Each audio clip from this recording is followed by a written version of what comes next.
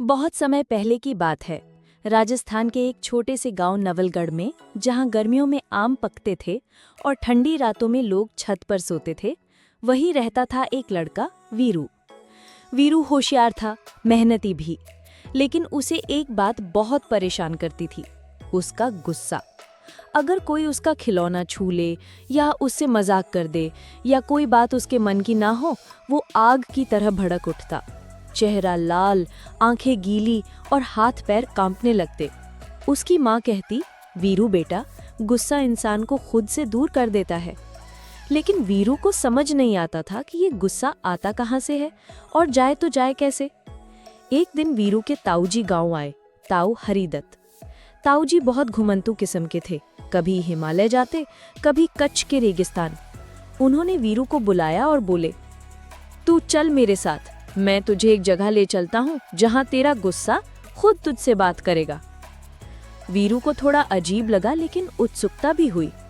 सूरज ढलने को था और दोनों निकल पड़े गांव के बाहर एक पुरानी बावड़ी की ओर।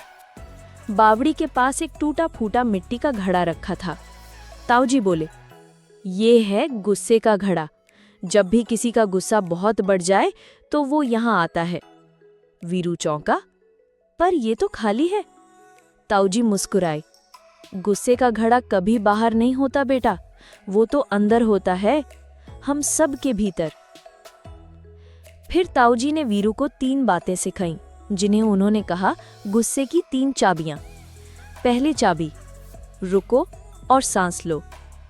जब गुस्सा आए तो तुरंत कुछ मत बोलो, मत करो, बस 3 गहरी सांसें लो। जैसे आग पर पानी डालते हैं, वैसे ही सांस गुस्से को ठंडा करती है। वीरू ने वही कोशिश की और सचमुच मन थोड़ा शांत लगा। दूसरी चाबी, नाम दो। खुद से कहो, मुझे गुस्सा आ रहा है। जब हम गुस्से को पहचानते हैं, उसे नाम देते हैं, तो वो बाहर आकर बैठ जाता है, अंदर से हमें जलाता नहीं है। तीसरी चाबी, समझो गुस्से का कारण। पूछो खुद से, क्या मुझे चोट लगी है या कोई बात मेरी उम्मीद के खिलाफ हुई है। गुस्से के पीछे हमेशा एक चुपचाप दर्द होता है, उसे समझो, दबाव नहीं। उस दिन वीरू को समझ आया कि गुस्सा कोई दुश्मन नहीं है, बल्कि एक संदेशवाहक है। वो हमें बताता है कि कुछ ठीक नहीं है और हमें रुककर सोचना चाहिए, तोड़ना या चिल्लाना नहीं। उसके बाद जब भी वीरू को गुस्सा आता, वो 3 बातें याद करता, रुकना, नाम देना और समझना। धीरे धीरे वो वही वीरू बन गया जो था, पर अब समझदार वीरू। सीख, गुस्सा आना गलत नहीं है, गलत होता है बिना सोचे उस पर चल देना। जब हम गुस्से से लड़ते नहीं हैं, बल्कि उसे सुनते हैं, तो वो हमें नुकसान नहीं पहुंचाता, बल्कि खुद से जोड़ता है। तुम भी सोचो, क्या आज तुम्हारे अंदर कोई गुस्से का घड़ा खौल रहा है?